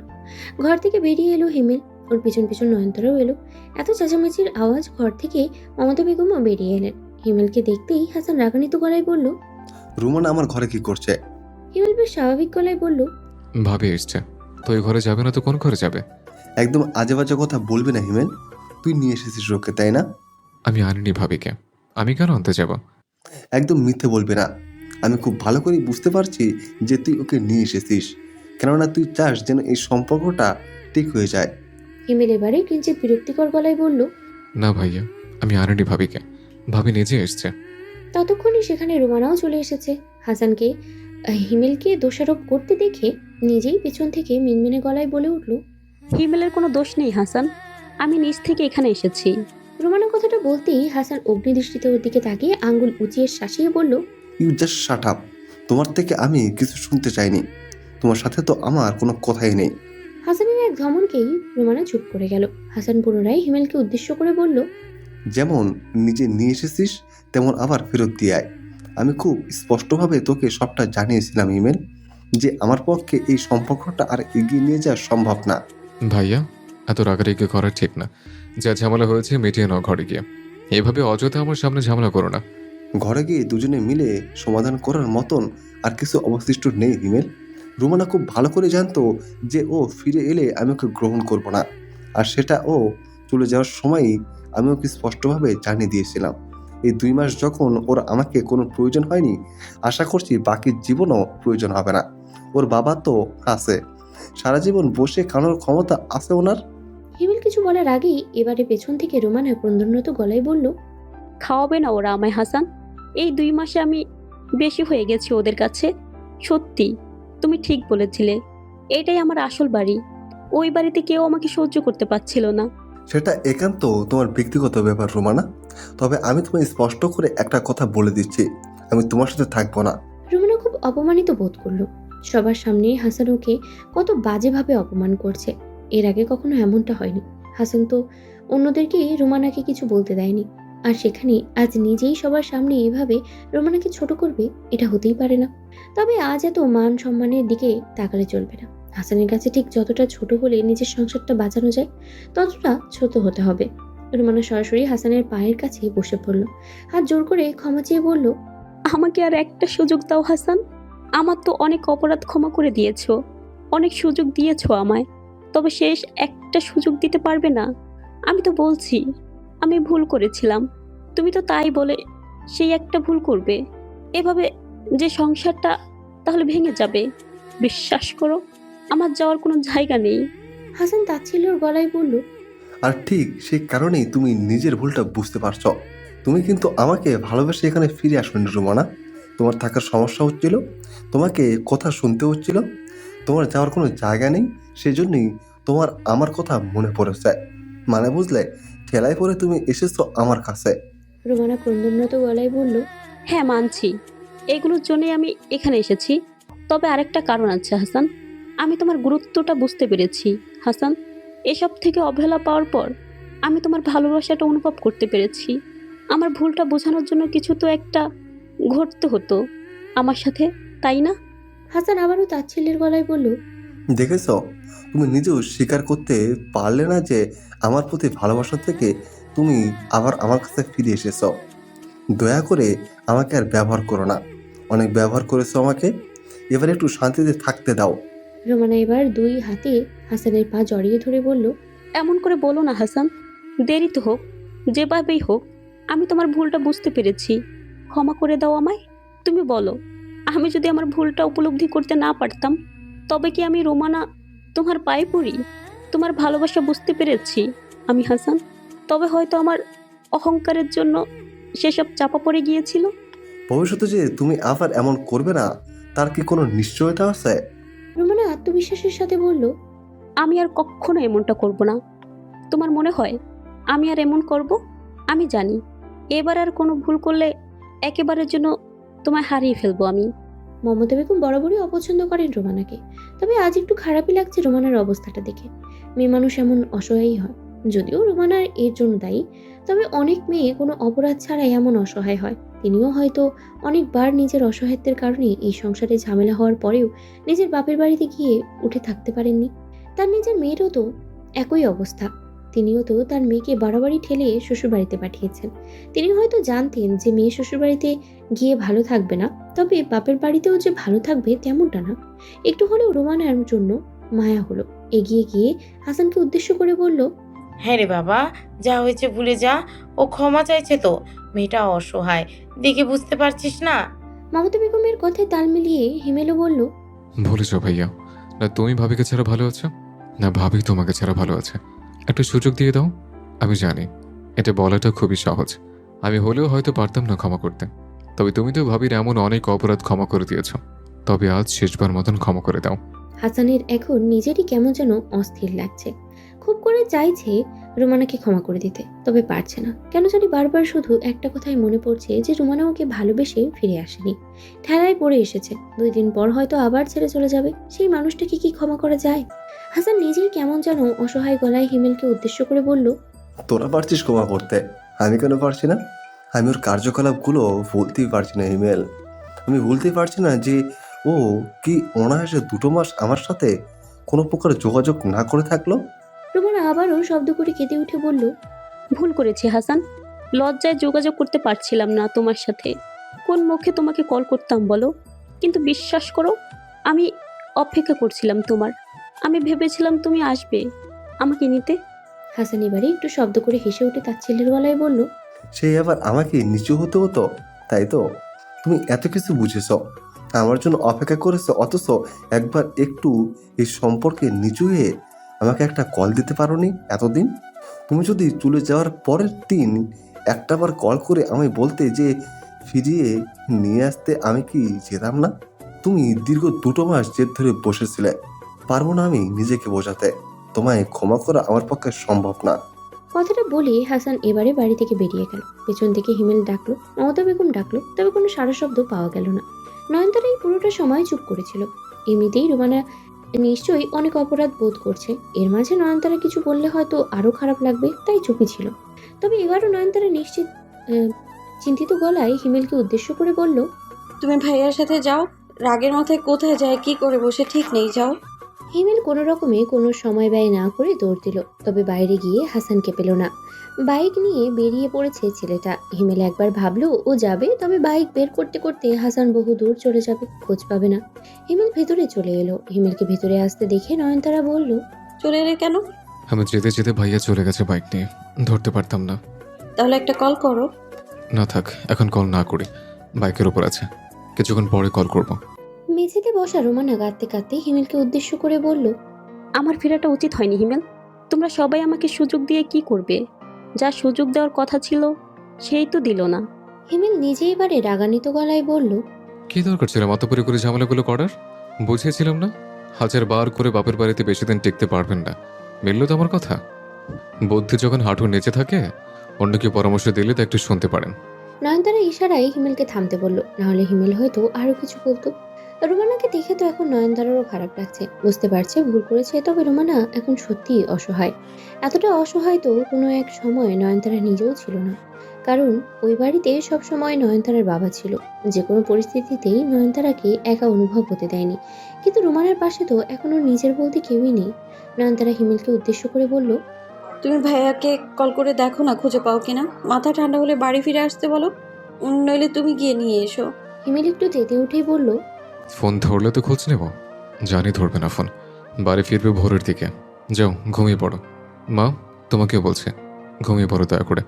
এখন আর আমাকে কিছু বলতে আসবে না, মাথা অত্যাধিক গরম আছে। ওদেরকে কথাগুলো বলে হিমেল এবারে রোমানাকে উদ্দেশ্য করে বলল, আপনিও কান্নাকাটি ছেড়ে দিয়ে ঘরে গিয়ে ঘুমান। ও, আগে ঘুমাবেন না, আগে ভাবুন ভাইয়া বাড়ি ফিরলে কি করে কি বোঝাবেন। ভালো লাগে না এসব অশান্তি। সংসার করতে জানে না, এসে সংসার করতে। আরো বিড়বিড় করে কি সব বলতে বলতে নিজের ঘরে চলে গেল। নয়নতারা এবারে রোমানাকে সান্ত্বনা দিয়ে বলল, কাঁদবেন না ভাবি, ঘরে গিয়ে ঘুমিয়ে পড়ুন, ভাইয়া ঠিক ফিরবে। আমার সংসার করাটা বোধহয় হবে না নয়নতারা। তুমি খুব ভালো জানো তো সংসার কিভাবে করতে হয়, সেটা তুমি জানো, তবে আমি জানি না। সেজন্য তোমার সংসারটা খুব সুন্দরভাবে চলছে, আর আমার সংসারটা দেখো ভাঙতে বসেছে, ভেঙে গেছে হয়তো। নয়নতারা রোমানাকে আবারও সান্ত্বনা দিয়ে বলল, কিছু হয়নি ভাবি, ভাইয়ার মাথা এখন গরম আছে, এমনিতেই রাগ কমে যাবে, আপনি যান। রোমানা নিজের ঘরের উদ্দেশ্যে পা বাড়ালো। মমতা বেগম নয়নতারাকে উদ্দেশ্য করে বললেন, ও নয়ন, আমাকে একটু ঘরে রেখে এসো তো, আমার শরীরটা খারাপ লাগছে। নয়নতারা তাড়াহুড়ো করে গিয়ে মমতা বেগমকে ধরল। কি হয়েছে মা, শরীর খারাপ করেছে? হিমেলকে ডাকবো? লাগবে না, তুমি শুধু আমাকে একটু ঘরে দিয়ে এসো, হাঁটতে পারছি না। মমতা বেগমকে ধরে ধরে ওনার ঘরে নিয়ে গেল নয়নতারা। বিছানার উপরে শুইয়ে দিল। খেয়াল করলো মমতা বেগম একটু ঘামছেন। নয়নতারা আগে ফ্যানটা চালু করে দিল, আবার গিয়ে এসে পাশে বসলো মমতা বেগমের। ওনা দিয়ে ওনার ঘাম মুছে দিল নয়নতারা। ঘাম মোছা শেষে মাথায় একটু হাত বুলিয়ে দিল। মা, বেশি শরীর খারাপ লাগছে, হিমেলকে ডাকি, চলুন ডক্টরের কাছে নিয়ে যাই। মমতা বেগম আতকে উঠে বললেন, না না, হিমেলকে ডেকো না, ওর জন্যই তো ওকে ডাকতে চাইছি না, ডাক্তারের কাছে নিয়ে যাবে বলে। ও মা, ডক্টরের কাছে নিয়ে গেলে সমস্যা কি? ডাক্তারের কাছে নিয়ে গেলে আবার কতগুলো টাকা খরচ হবে তুমি জানো? ডাক্তার তো খালি কিসব পরীক্ষা নিরীক্ষা করায় আর 1 বস্তা ওষুধ দেয়, কিছু তো বলেও না। ছেলেটার হাতে আমার টাকা নেই এখন, দরকার নেই এত টাকা খরচ করার। আমার কাছে আছে তো, আমি কালকেই বেতন পেয়েছি, হিমেলের চাপ হবে না। দাঁড়ান আমি ডাকি ওকে। নয়নতারা ডাকতে চাইলো, তবে মমতা বেগম ওকে কোনো মতেই ডাকতে দিলেন না। নয়নতারা কিছুক্ষণ ওনার পাশে অমনিই বসে থাকলো। মমতা বেগমের শরীরটা এখন একটু ভালো লাগছে। চোখ খুলে তাকিয়ে নয়নতারাকে উদ্দেশ্য করে বলল, তুমি যাও ঘুমো, ছেলের বউকে সারা রাত জাগিয়ে শাশুড়ির পাশে বসিয়ে রেখে বদনাম করতে পারবো না নিজের। আমি কি বলেছি মা বদনাম করবো আপনার? আপনার সাথে থাকি আজ রাত আমি, যদি কোনো দরকার হয়। মমতা বেগম ভ্রু কুঁচকে বললেন, মন থেকে কথাটা বললে নাকি রুমানার মতন লোক দেখানো? অবশ্য রুমানা লোক দেখানোর জন্য কখনো বলেনি। নয়নতারা আলতো হেসে বলল, না মা, মন থেকেই বলেছি। আপনার শরীর কি এখন বেশি খারাপ লাগছে? আমি কি একটু গামছাটা ভিজিয়ে এনে চোখ মুখ মুছে দেব? দেবে? দাও। নয়নতারা সঙ্গে সঙ্গে গামছাটা ভিজিয়ে এনে মমতা বেগমের মুখ হাত সব সুন্দরভাবে মুছে দিল। সবশেষে ওনার গায়ের উপরে একটা পাতলা চাদর দিয়ে আবারও পাশে বসে বলল, এখন ভালো লাগছে মা? হ্যাঁ, এবারে ভালো লাগছে। তুমি এখন যাও, লাইটটা বন্ধ করে যাও, আমি একটু ঘুমোই। নয়নতারা সন্দেহ প্রকাশ করে বলল, সত্যি যাবো আমি? থাকি আমি এখানে মা? মমতা বেগম এবার একটু গম্ভীর গলায় বলল, না, কোনো দরকার নেই, আমার বিছানা আমি কাউকে থাকতে দেই না। আর কিছু বলার সাহসই পেল না নয়নতারা। উঠে চলে যেতে নিলে মমতা বেগম আবারও গম্ভীর গলায় ওকে ডেকে উঠালেন। নয়নতারা সঙ্গে সঙ্গে থেমে আবার এগিয়ে গেল ওনার দিকে। মমতা বেগম ইশারায় নয়নতারাকে একটু ঝুঁকতে বললেন। নয়নতারা ভাবলো বোধহয় কিছু বলবেন আবার, তবে অবাক করার বিষয় হলো মমতা বেগম নয়নতারার মাথায় হাত বুলিয়ে দিয়ে একটু আদর করলেন। নয়নতারাকে হা করে নিজের দিকে তাকিয়ে থাকতে দেখে মমতা বেগম বললেন, দোয়া করে দিলাম যেন তুমি সারা জীবন এমনই থাকো। আমি এটা স্বীকার করব যে শাশুড়ির সেবা সব বউরা করে না, তবে তুমি করেছো। যাও ঘুমিয়ে পড়ো এখন। নয়নতারা আর কিছু বলল না, আলতো হেসে সেখান থেকে চলে গেল। ফোন কেন ধরো না আমার? নাফিসার প্রশ্নের প্রেক্ষিতে হাসান রাগান্বিত গলায় বলল, আমি এখানে চিন্তায় মরছি। তোমার সাথে কলে অযথা গল্প করার সময় নেই আমার হাতে। চাকরি তো নেই, তবে সময় থাকবে না কেন হাতে? কি করো সারাদিন? আবার ওখানে বিয়ে করে সংসার করছো না তো?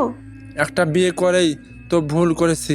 আমি কি পাগল নাকি যে আবার বিয়ে করতে যাব? বলা তো যায় না, এবার হয়তো তোমার থেকেও ভয়ঙ্কর কাউকে পেলাম। নাফিসার মাথাটা তো গরম হলো ঠিকই, তবে আপাতত এই প্রসঙ্গে আর কথা চলতে চাইল না। যা বলার জন্য কল করেছে সেটাই বলল। শোনো, তোমার মায়ের মাথার ভেতর একটা কথা খুব ভালোভাবে ঢুকিয়ে দেবে যে আমি আমার বাপের বাড়ি থেকে কোনো টাকা আনতে পারবো না। তুমি জানো না আমার সম্পর্ক কেমন সবার সাথে? উনি কোনো আক্কেলে তারপরও আমাকে বলে টাকা আনার কথা। বিয়ের আগে কি চুক্তি করেছিলাম নাকি যে তোমার চাকরি থাকবে না আর আমি বাপের বাড়ি থেকে টাকা এনে তোমাকে বসে বসে খাওয়াবো? আমি মাকে অনেক আগেই বারণ করেছি। তারপর যদি মা তোমাকে সামনে একই কথা বলতে থাকে তবে আমার কিছু করার নেই। এখান থেকে তো আমি আর সব কিছু সামলাতে পারবো না, তাই না? তুমি দয়া করে একটু মুখটা বন্ধ রাখলেই তো হয়। নাফিসা তেতে উঠে বলল, সব সময় আমাকে কেন মুখ বন্ধ রাখতে বলো? এভাবে তোমার মাকে বলেছো কখনো?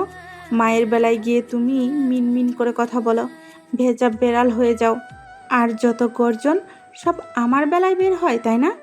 সোহান বিরক্তিকর গলায় বলল, ঠিক এই সব কারণেই আমি তোমার কল ধরি না।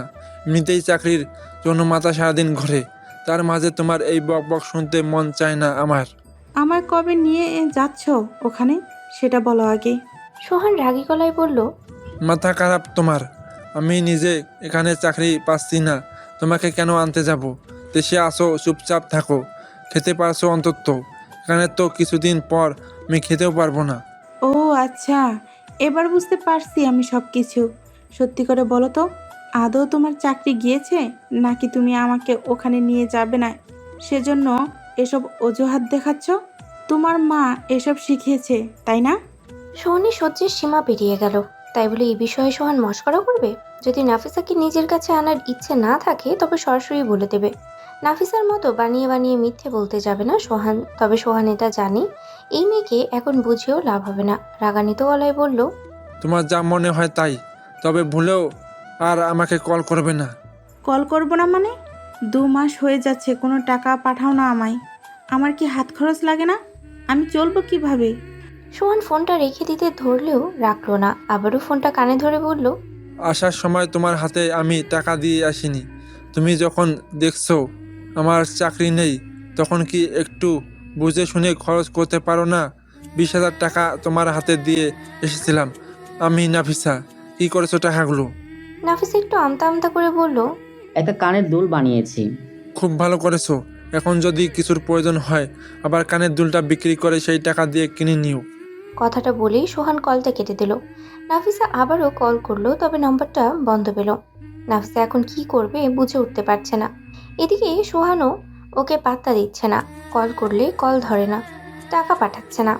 আবার বাড়িতে সোহানের মা সমানেই বলে যাচ্ছেন, ছেলেটা চলবে কি করে? তুমি বাপের বাড়ি থেকে টাকা নিয়ে এসো। আরে টাকা কি গাছে ফলে?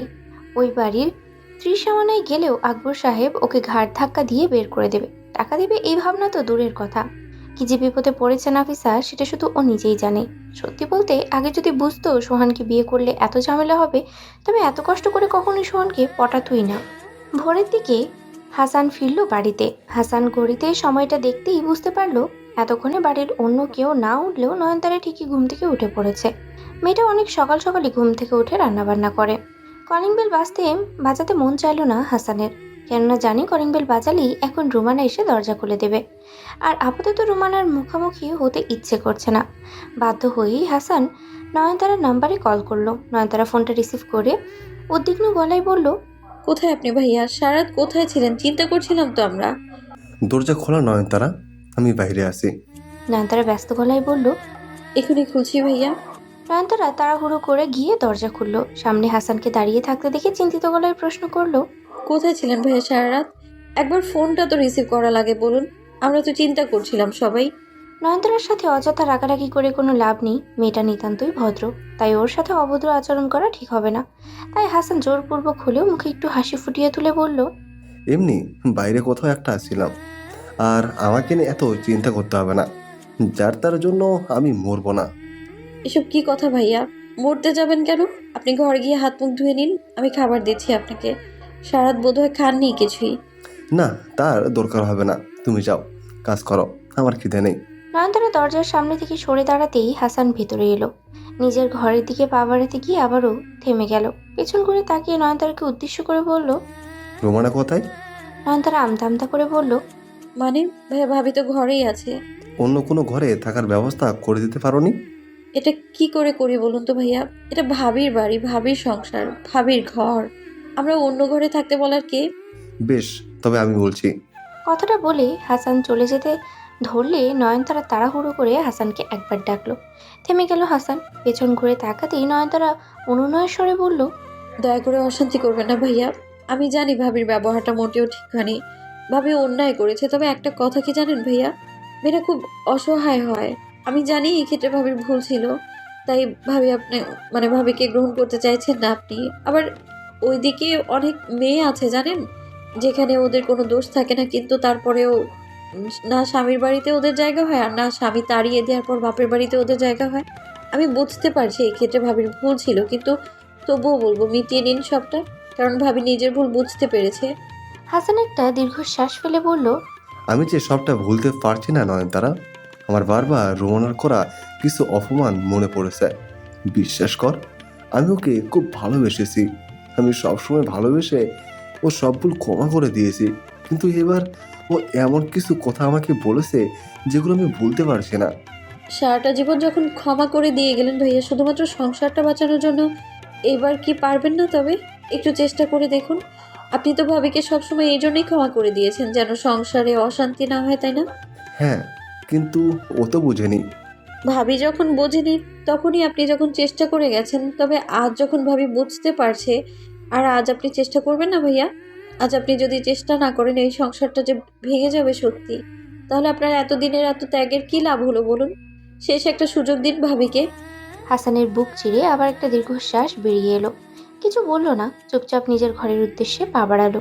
ঘরে গিয়ে দেখলো দরজাটা খোলাই আছে। রোমানা ঘুমাচ্ছে, বিছানার এক কোণে গুটিসুটি হয়ে শুয়ে আছে। হাসান কিছুক্ষণ দরজায় দাঁড়িয়ে রোমানার দিকে তাকিয়ে থাকলো। হাসান মনে মনে নিজেকে নিজে অনেক কিছু বোঝানোর চেষ্টা করলো, অনেকভাবে সান্ত্বনা দিল। কিছুক্ষণ দাঁড়িয়ে থাকার পর কাপড় চোপড় নিয়ে ওয়াশরুমে গেল। ফ্রেশ হয়ে এসে ভাবলো এখন একটু ঘুমাবে। চোখ দুটো লেগে আসছে। চুপচাপ নিজেও বিছানার এক পাশে শুয়ে পড়ল। জানালা দিয়ে আসা হালকা আলোয় হিমেলের ঘুমটা একটু হালকা হয়ে গেল। পাশে হাতড়েও নয়নতারাকে খুঁজে পেল না যখন খুব বিরক্ত হলো। ঘুমের মাঝে হাত পা ছোড়াছুড়ি করে কাঁদতে ইচ্ছে করছে। কি এক জ্বালা হয়েছে হিমেলের। এই সকালবেলা যখন ঘুমটা সব থেকে ভালো হয় তখনই কাছে বউটাকে পায় না। বউ তো সেই কোন সকালে উঠে চলে যায় রান্না বান্না করতে। হিমেলের কষ্ট একটুও বোঝে না। বিরক্তিতে কিছুক্ষণ এপাশ ওপাশ করলো। একটু পরেই বুঝতে পারলো চোখে আর এখন একটুও ঘুম অবশিষ্ট নেই। উঠে বসলো। কিছুক্ষণ বিছানার ওপরেই চুপচাপ বসে থাকলো। যদিও ঘুম ধরছে না, তবুও এখন বিছানা থেকে নামতে ভীষণ অলস লাগছে। ঘড়ির দিকে তাকিয়ে দেখলো হিমেলের ওঠার সময় হয়েই গেছে। অফিসেও যেতে হবে, তবে বিছানা থেকে নামতে ইচ্ছেই করছে না। একটু পরে দেখলো নয়নতারা ঘরে এলো। নয়নতারা ঘরে এসে হিমেলের দিকে এগিয়ে এসে ব্যস্ত গলায় বলল, আজ এত দেরি করে উঠলে কেন ঘুম থেকে? তোমাকে তো কোনোদিনও জাগাতে হয় না, তাই আমিও আর জাগাতে আসতে পারিনি। পরে ঘড়িতে দেখে অনেকটাই বেজে গেছে, তাড়াতাড়ি ওঠো তো। নয়নতারা সেই সব প্রশ্নের কোনো উত্তর না দিয়েই হিমেল গম্ভীর গলায় বলল, তুমি প্রতিদিন এত সকালে ঘুম থেকে ওঠো কেন? আমি আশেপাশে হাত ধরেও তোমাকে খুঁজে পাই না। আমার কিন্তু খুব বিরক্ত লাগে তখন। সকালে আমার কত কাজ থাকে তুমি জানো সেসব? ঘর বাড়ি গোছাতে হয়, খাবার দাবার রান্না করতে হয়, এসব করতে কি সময় লাগে না নাকি? আবার অফিসেও যেতে হবে। কাজের লোক রেখে দেবো আমি, তবুও তোমার এত সকালে উঠতে হবে না। সকাল সকাল তোমায় না পেলে আমার কিন্তু রাগ উঠে যায়। নয়নতারা ঠোঁট টিপে হেসে বলল, দিন দিন তুমি খুব বেশি ঠোঁট কাটা হয়ে যাচ্ছ হিমেল। আগে যখন বউ ছিল না তখন কি করতে সকালে? সে তখনকার কথা আলাদা, এখন তো আমার বউ আছে। তবে এখন কেন বউ ছেড়ে ঘুমাবো? নয়নতারা হেসে উঠে বলল, চুপচাপ উঠে ফ্রেশ হও তো, রেডি হয়ে খেতে এসো। আর এইসব বাচ্চামা ছাড়াও হিমেল, বুড়ো হয়ে গেছো তুমি, এসব বাচ্চামো করার বয়স আর নেই। কথাটা বলে নয়নতারা চলে যেতে নিলেই হিমেলের হাত ধরে একটানে বিছানায় বসালো। নয়নতারা উদ্বিগ্ন গলায় বলল, কি করছো? দরজা খোলা আছে। হিমেল বিরক্তিকর গলায় বলল, কি করেছে আমি? দরজা খোলা আছে তো কি হয়েছে? শুধুমাত্র একটু হাতটা টেনে ধরে বসে আছে। এখানে দরজা খোলা না বন্ধ সেসব দেখতে হবে আমায়? অন্যের বউর হাত ধরে কি আমি টেনেছি নাকি? চুপ, খালি আজে বাজে কথা। হাত ছাড়ো, এখন অনেক কাজ আছে। তার আগে বলো, তুমি আমি বুড়ো বলে কেন? বয়সটা তোমার কম হলো না? তুমি বুড়ো, আমি বুড়ি। এই বয়সে নির্লজ্জের মতো কথা আর তোমার মুখে বানায় না। হিমেল বিস্ময় ভরা কণ্ঠে বলল, এখনো বাবা হলাম না আর তুমি এর মাঝে আমাকে বুড়ো বানিয়ে দিলে? এটা কিন্তু ঠিক না। হিমেলের মুখ থেকে বাচ্চার কথাটা শুনতেই নয়নতারার কি যেন একটা মনে পড়ল। একবার মুখ ফুটে কিছু একটা বলতে ধরলো হিমেলকে, তবে আবারও থেমে গেল। নয়নতারার মুখ দেখেই যেন হিমেল সে সব বুঝতে পারল। কি বলতে চাইছিলে বলো। এখন না, সময় হলে ঠিক বলে দেব। তুমি এখন আমায় ছাড়ো। না, ছাড়বো না। তার আগে বলো কি বলতে ধরলে। নয়নতারা আলতো হেসে বলল, সবুরে মেওয়া ফলে হিমেল। ধৈর্য ধরো, ভালো কিছুই বলবো। তবে আপাতত আমার হাতটা ছাড়ো। হিমেল ছেড়ে দিল হাতটা। ছাড়া পেতেই নয়নতারা উঠে চলে গেল। পেছন থেকে হিমেল অসহায় গলায় বলল, তুমি তো পাষাণ কেন তারা? মনের মধ্যে কি চলছিল সে কথাটা না হয় নাই বললে, তবে এই যে আমাকে অস্থির করে দিলে, তার জন্য তো একটু সান্ত্বনা পুরস্কার হিসেবে কিছু তো দিয়ে যেতে পারতে। দরজার কাছে গিয়ে নয়নতারা থেমে গেল। পেছন ঘুরে তাকিয়ে হিমেলকে বলল, কিসের সান্ত্বনা পুরস্কার? হিমেল নিজের গাল দুটো দেখালো, শুধু কিছু বলল না। নয়নতারা আবারও শব্দ করে হেসে উঠে বলল, ওটা আর পাবে না। হেরে যাওয়ার পর সান্ত্বনা পুরস্কার দিয়ে কোনো লাভ হয় না। কথাটা বলে নয়নতারা সেখান থেকে চলে গেল। হিমেল একটা দীর্ঘশ্বাস ফেলে বলল, কি একটা যুগ এসে গেল, মানুষ সান্ত্বনা পুরস্কার দিতেও আজকাল কিপটেমি করে। বাড়িতে যেন আজ খুশির জোয়ার এসেছে। কারোর মুখে আজ বিষণ্ণতা নেই। কেউ আর চুপচাপ মন মরা হয়ে বসে নেই। সবাই খুশি। আর সব থেকে বেশি খুশি হিমেল। নয়নতারাকে বিয়ের পর মনে হয়েছিল এর থেকে খুশির কিছু আর হিমেলের জীবনে হতেই পারে না। তবে আজ যখন নয়নতারার মুখে শুনলো ওদের দুজনের একটা অংশ এই পৃথিবীতে আসতে চলেছে, তখন হিমেলের যেন মনে হলো এর থেকে খুশির কি আর হিমেলের জীবনে হতেই পারে না। বরাবরই শুধু একটা কথাই মনে হচ্ছে, এর থেকে খুশির খবর আর কখনো পায়নি হিমেল। আজ ভীষণ খুশি মমতা বেগম নিজেও। খবরটা পাওয়ার আগে ওনার শরীরটা খারাপ ছিল। তবে যখন উনি জানতে পারলেন যে ওনার সন্তানেরও সন্তান আসতে চলেছে, সেই মুহূর্তেই যেন ওনার সব শরীর খারাপ সেরে গেল। মুহূর্তের মাঝেই তিনি চনমনে হয়ে উঠলেন। আজ নয়নতারা আর অফিসে যায়নি। গিয়েছিল একটু ডাক্তারের কাছে নিশ্চিত হওয়ার জন্য যে ও যেটা সন্দেহ করছে সেটা ঠিক কিনা। আর নিশ্চিত হয়েই ফিরেছে। খবরটা সবার প্রথমে দিয়েছিল হিমেলকে। হিমেল শোনার পর সঙ্গে সঙ্গে অফিস থেকে ছুটি নিয়ে বাড়ি চলে এসেছে। মমতা বেগম নয়নতারাকে বসিয়ে রেখেছেন। একটা কাগজও করতে দেবেন না উনি ছেলের বউকে। ওনার শরীর যতই খারাপ হোক না কেন, তবে তাও উনি রান্না করেই খাওয়াবেন। আজ অবশ্য ওনাকে রোমানাও টুকটাক সাহায্য করছে রান্নায়। আজ অনেক আয়োজন করা হয়েছে। তার কারণ আজ প্রথমবারের মতো নয়নতারার বাপের বাড়ির লোক এই বাড়িতে আসছে। আজ আর হিমেল কোনো কথা শুনতে চায়নি, বরং আকবর সাহেবকে সরাসরি বলে দিয়েছে আজও যদি উনি না আসেন তবে হিমেল আর ওনার সাথে কথাই বলবে না। আজ আকবর সাহেবেরও আসার কিছু একটু ইচ্ছে ছিল। এই খুশির একটা সংবাদটা পাওয়ার পর উনি নিজেও আর থাকতে পারলেন না মেয়েকে না দেখে। দীপারাও আসবে। হিমেল নিজে কাদেরকে কল করে আসতে বলেছে। কাদেরও খারাপ ব্যবহার করেনি। হিমেলের একবার বলাতেই রাজি হয়েছে। এবারে যদি কথা ওঠে রোমানা আর হাসানের, তবে বলা যায় ওদের ব্যাপারটা আপাতত থেমে গেছে। সম্পর্কের না উন্নতি হয়েছে না অবনতি হয়েছে। রোমানা মাঝে মাঝে নিজ থেকে এগিয়ে এসে টুকটাক কথা বলার চেষ্টা করছে হাসানের সাথে, তবে হাসান যেন রোমানার কথা শুনেও শুনছে না, ওকে দেখেও যেন দেখছে না। তবে আপাতত হাসান আর এই নিয়ে কোনো অশান্তি করতে চাইছে না, কেননা বাড়িতে একটা বিশাল খুশির পরিবেশ বিদ্যমান। এর মাঝে হাসান চাইছে না ওদের জন্য আর কোনো রকমের কোনো অশান্তি হোক। হাসানের সংসারে না হয় সুখ নাই থাকলো, তবে হাসান কোনো মতেই চায় না যেন ওর ভাইয়ের সংসারের সুখটাও হারিয়ে যায়। মমতা বেগমের রান্নাবান্না সব শেষের পথে। নয়নতারা এখন নিজের ঘরে আছে। আপাতত বলা যায় হিমেল বিরক্ত করছে নয়নতারাকে। 5 মিনিটও পার হতে দিচ্ছে না। এর মাঝেই আবার জিজ্ঞেস করছে কি খাবে তারা। শরীর খারাপ লাগছে? তুমি কি ঠিক আছো তারা? কোনো অসুবিধা হচ্ছে না তো? শরীর খারাপ লাগলে চলো ডক্টরের কাছে যাই। ক্ষুধা লাগলে বলো খাবার এনে দিই। তুমি কি খাবে বলো, তুমি যা খেতে চাইবে সেটাই এনে দেবো আমি। বিগত 2-3 ঘন্টা যাবৎ হিমেল এই একই কথা 5 মিনিট পর পর আওড়াচ্ছে আর নয়নতারার সামনে না সমানে না বলে যাচ্ছে। একই তো নয়নতারা চুপচাপ বসে থাকার মেয়ে না, বাপের বাড়িতে থাকাকালীনও বাড়িতে থাকলে সব সময় কোনো না কোনো কাজে ব্যস্তই থাকতো। সেখানে মমতা বেগম চুপচাপ ওকে বিশ্রাম নিতে বলেছেন, তার উপরে আবার কিছুক্ষণ পর পর হিমেলের একই প্রশ্ন। এক পর্যায়ে নয়নতারা মৃদু বিরক্তিকর গলায় বলল, তুমি প্লিজ থামবে হিমেল, আমার কিন্তু এখন অসহ্য লাগছে তোমাকে ঘুরিয়ে ফিরিয়ে একই প্রশ্ন করা। হিমেলের হাসি হাসি মুখটা কিছুক্ষণের জন্য চুপ শেখালো, একটু পরে আবার উৎফুল্ল হয়ে উঠে বলল, কোনো ব্যাপার না তারা। আমি জানি প্রেগনেন্সির সময় মেয়েদের একটু মুড সুইং হয়। তুমি এখন যতই রাখো না কেন, যতই বিরক্ত হও না কেন, আমি কথা দিচ্ছি আমি একটু মন খারাপ করবো না। আমি তোমার সব রাগ চুপচাপ সহ্য করে নেব। নয়নতারা একটু অবাকই হলো হিমেলের কথায়। এমনটা না যে নয়নতারা এখন প্রেগনেন্ট জন্য হিমেলের কথাটা বলল। বরাবরই নয়নতারা রেগে যাক কিংবা বিরক্ত হোক, হিমেল কখনোই ওর উপরে রাগ দেখায় না, বরং চুপচাপ নয়নতারার সবটুকু রাগ সহ্য করে নেয়। তবে এখন যেন হিমেলের কথা শুনে একটু বেশি অবাক হলো নয়নতারা। একটা মানুষ ঠিক কতটা খুশি হলে এভাবে বলতে পারে। নয়নতারা বিস্ময় ভরা কণ্ঠে হিমেলকে উদ্দেশ্য করে বলল, তুমি এতটা খুশি বাচ্চার সংবাদ শুনে হিমেল? হিমেল তখন ঘরের মাঝে পায়চারি করছে। আসলে অস্থিরতা আর উত্তেজনা ঠিকভাবে দাঁড়িয়ে থাকতে পারছে না। অতিরিক্ত খুশি হলে যা হয়। নয়নতারা প্রশ্ন শুনে বিছানায় নয়নতারার পায়ের কাছে বসে পড়ল। হিমেলকে দেখে নয়নতারা বুঝতে পারছে হিমেল খুব অস্থির হয়ে আছে। অতিরিক্ত খুশির জন্য ঠিকমতো যেন কথাও বলতে পারছে না। হিমেল উচ্ছ্বসিত গলায় বলল, আমি খুশি তারা। হিমেলের এমন অবস্থা দেখে নয়নতারা একটু হেসে উঠে বলল, এত তাড়াতাড়ি পাগল হও না, কিছুদিন পর এমনিতেই রাতে বাচ্চার কান্নার শব্দ শুনতে শুনতে ঘুমাতে না পেরে পাগল হয়ে যাবে। হব পাগল, কোনো সমস্যা নেই। জানো তারা, এই অনুভূতিটা না খুব অদ্ভুত। আগে কখনো এমন অনুভূতি হয়নি। নয়নতারা আবারও শব্দ করে হেসে উঠে বলল, এর আগে কি তোমার বউ প্রেগনেন্ট হয়েছিল যেমন অনুভূতি তোমার হবে? পাগল কোথাকার। হিমেল এবার নিজেই হেসে ফেলল। নিজের কাছেই নিজেকে এমন কেমন যেন বোকা বোকা লাগছে। তবে সেই সব ঠিকই আছে। খুশির সংবাদ শুনে একটু বোকা বোকা কথা বলাই যায়। নিজেও হেসে ফের নয়নতারাকে উদ্দেশ্য করে বলল, জানো তারা, আমার ভাবতে অবাক লাগছে যে আমাকেও কেউ বাবা বলে ডাকবে।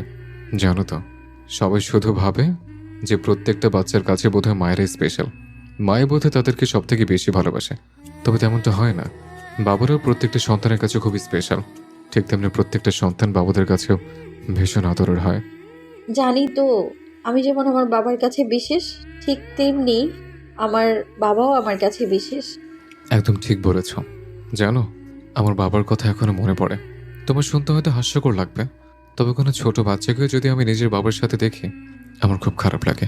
আর আমার বয়সী যদি কোনো ছেলেকে দেখি তার বাবার সাথে ঘুরছে, তখন আরো বেশি কষ্ট হয়।